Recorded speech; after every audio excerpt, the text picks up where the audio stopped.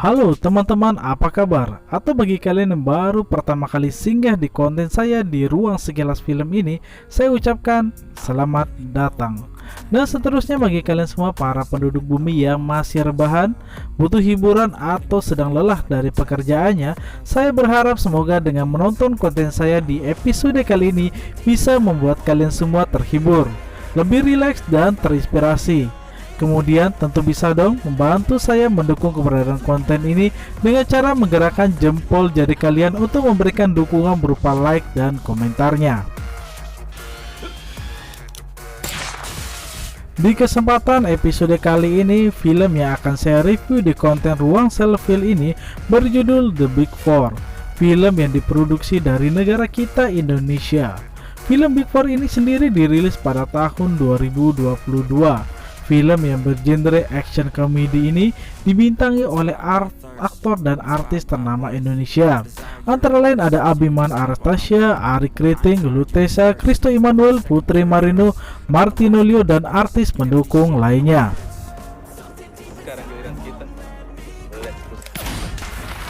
Film Big Four ini merupakan film yang menceritakan tentang para pemberantas kejahatan rahasia yang sukses menjalankan misi-misinya.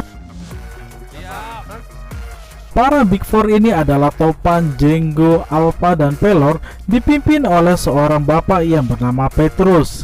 Namun rupanya misi yang baru saja mereka lakukan ini merupakan misi yang terakhir dilakukan oleh para Big Four ini, di mana sang bapak yang merupakan pimpinan dari Big Four ini memutuskan untuk pensiun.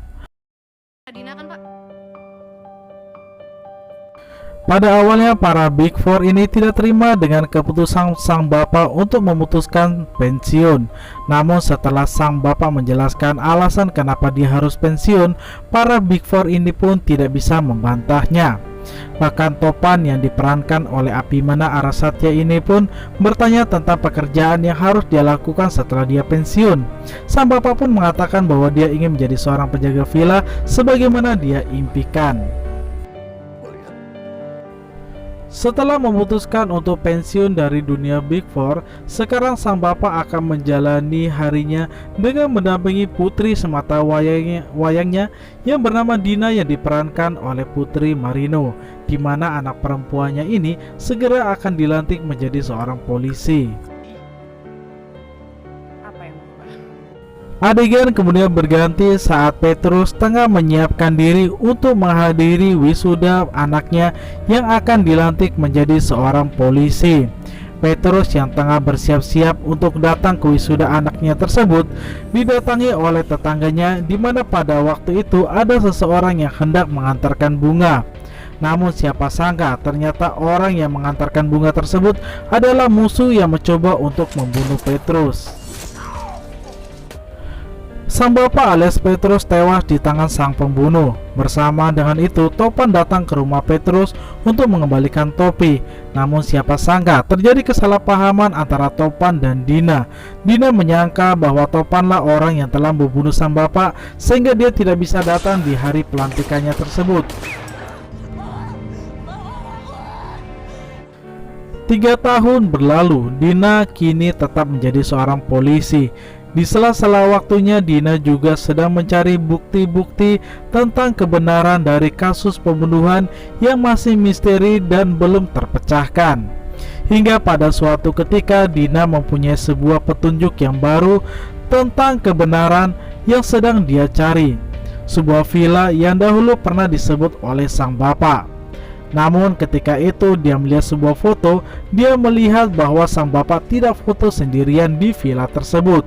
Mendapati kebenaran ini, akhirnya Dina pun memutuskan untuk berangkat ke sebuah pulau yang bernama Pulau Bersi. Adegan kemudian berganti ke sebuah tempat yang baru saja diporak-porandakan oleh seseorang yang bernama Antonio Sandoval. Dia adalah seorang pembunuh bayaran yang memiliki gaya dan cara nyentrik untuk menghancurkan musuh-musuhnya. Suatu ketika Antonio mendapat tugas yang baru untuk pergi ke Pulau Bersih berburu musuh yang baru. Bersihin, jangan sampai lecet.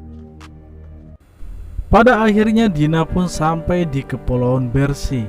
Singkat cerita, dia pun juga sampai di Villa Paradise yang merupakan petunjuk untuk mencari kebenaran siapa pembunuh sang ayah. Di tempat tersebut, Topan yang menjaga villa tersebut kaget dengan kehadiran Dina. Dia mencoba untuk menenangkan dirinya, bersikap sewajarnya menyambut kedatangan tamu di villa tersebut.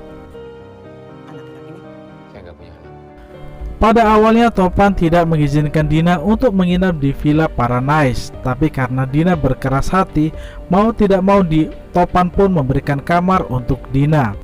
Pada saat yang bersamaan datang dua orang pemuda yang mencoba untuk mencari Dina.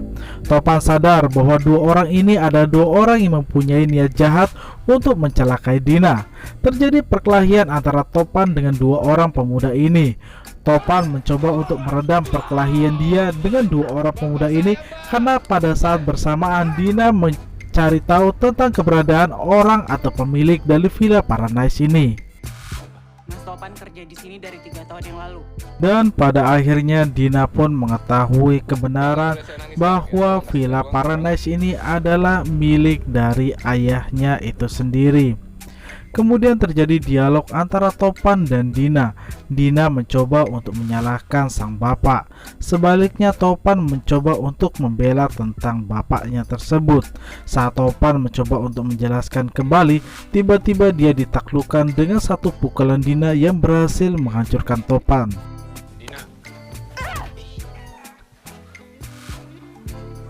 Adegan kemudian berganti saat Topan mengajak Dina untuk berkunjung ke sebuah tempat. Topan berharap dari tempat inilah kemudian Dina bisa melihat tentang sosok bapaknya yang selama ini terlihat sangat misterius. Namun siapa sangka ternyata tempat yang dimaksud oleh Topan adalah tempat milik Jenggo, di mana Jenggo setelah memutuskan juga pensiun dari Big Four membangun sebuah tempat ritual yang berisikan hal-hal yang berbau klinik. Di saat yang bersamaan, Pelor datang memamerkan senjata miliknya kepada Jenggo. Namun siapa sangka saat itu dia bertemu dengan Dina yang sedang mengamuk akibat keracunan minuman yang diberikan oleh Jenggo. Topan pun terpaksa mengikat Dina di luar ruangan milik Jenggo sambil membicarakan tindak tanduk selanjutnya.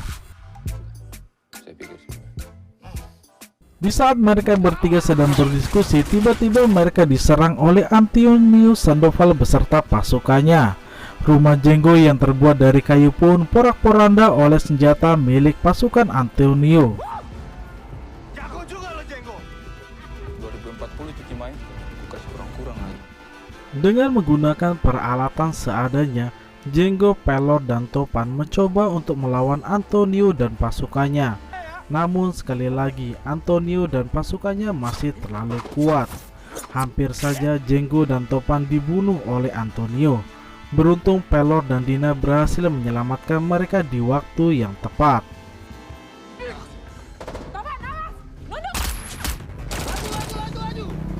Topan mengalami banyak luka akibat melawan Antonio dan pasukannya. Dina mencoba untuk merawat luka-luka Topan. Namun dia melihat bekas luka di lengan kiri Topan.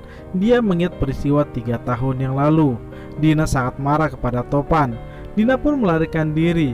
Pelor menjelaskan bahwa Topan bukanlah pembunuh sang bapak, tapi dia menemukan mayat sang bapak pada malam itu. Dina tidak percaya begitu saja. Pelor pun mengatakan dia harus mencari seseorang untuk menjelaskannya. Sementara itu, Jenggo dan Topan mencari informasi tentang pasukan yang mengejar mereka dan mencoba untuk membunuh mereka.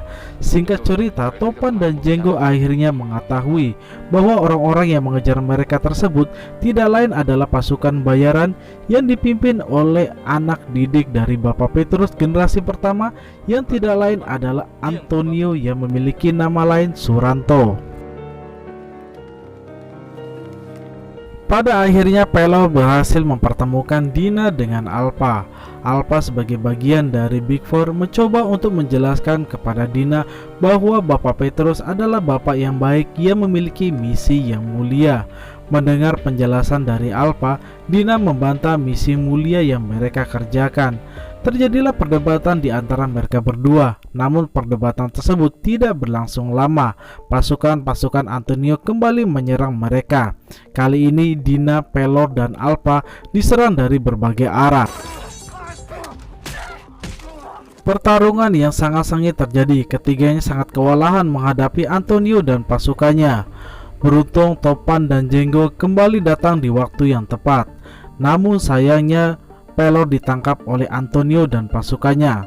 Sekarang mau tidak mau Topan dan lainnya harus kembali melawan Antonio demi menyelamatkan saudara mereka Pelor yang ditahan oleh Antonio. Dalam kondisi yang genting dan kritis ini, Topan, Dina, Alpha, dan Jenggo mencoba untuk menyiapkan diri dengan persenjataan yang ada untuk menyelamatkan Pelor dari tangan Antonio. Dan salah satu senjata yang dinanti dalam aksi Big Four kali ini adalah senjata milik Jenggo yang berhasil diselamatkan oleh Alpha dari bar milik Bunglon. Kini dengan semangat mereka yang sangat menyala, mereka berempat mencoba untuk menyelamatkan Pelor. Dan sebelum memulai peperangan ternyata ada scene kocak saat Topan menelpon Antonio dengan menyebutkan nama asli dari Antonio. Dan pada akhirnya perang antara Antonio melawan Big Four pun dimulai. Dengan menggunakan sebuah mobil yang berisi sebuah bom, ledakan terjadi dan memulai peperangan antara mereka. Dan pertarungan hidup mati demi menyelamatkan harga diri atau membalaskan dendam terjadi. Dan menurut saya juga pada scene ini terlihat sangat mati-matian bagaimana para Big Four ini melawan Antonio dan pasukannya. Pertarungan tidak hanya dilakukan dengan senjata atau senapan modern, tapi juga dilakukan dengan tangan kosong atau perkelahian antara satu lawan satu. Pelan tapi pasti, para Big Four masih kewalahan melawan Antonio dan pasukannya yang sangat terlatih. Bahkan Jenggo yang harusnya berada di garis pertahanan datang membantu Alpha melawan tangan kanan kalajengking Asia dengan susah payah.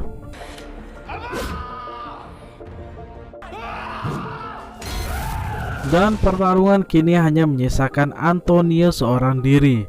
Walau seperti itu, Topan masih sangat kewalahan bertarung melawan Antonio. Bahkan Dina yang datang membantu pun belum mampu mengalahkan anak didik dari ayahnya tersebut. Dan lagi-lagi di tengah pertarungan ini, Topan mencoba untuk mengganggu konsentrasi Antonio dengan menyebut nama asli si Antonio. Konsentrasi Antonio alias Suranto pun pecah. Pelor berhasil memberikan pukulan kepada Antonio, dan seketika itu Topan berhasil melukai Antonio dan membuatnya terjatuh dan tewas di sela-sela karang lautan. Sebuah akhir pertarungan yang masih menyisakan banyak pertanyaan, karena pada dasarnya Antonio dan pasukannya yang memburu Big Four dan Dina tidak hanya memburu mereka karena berdendam, tapi juga karena diperintah oleh seseorang. Jadi kita tunggu saja cerita selanjutnya dari Big Four ini. Ibu Polwan. Baiklah teman-teman, bersamaan dengan adegan perpisahan antara Topan dan Dina ini, maka berakhir juga review konten Ruang Selfie pada kesempatan kali ini. Semoga review barusan bisa membuat kalian bisa terhibur di tengah waktu rehat dan istirahatnya. Berikan dukungan kalian untuk Ruang Selfie ini dalam bentuk like dan komentarnya. Semoga kalian tetap betah dan singgah di konten saya ini ya guys. Sampai jumpa di Ruang Selfie selanjutnya. Terima kasih sudah menonton konten saya.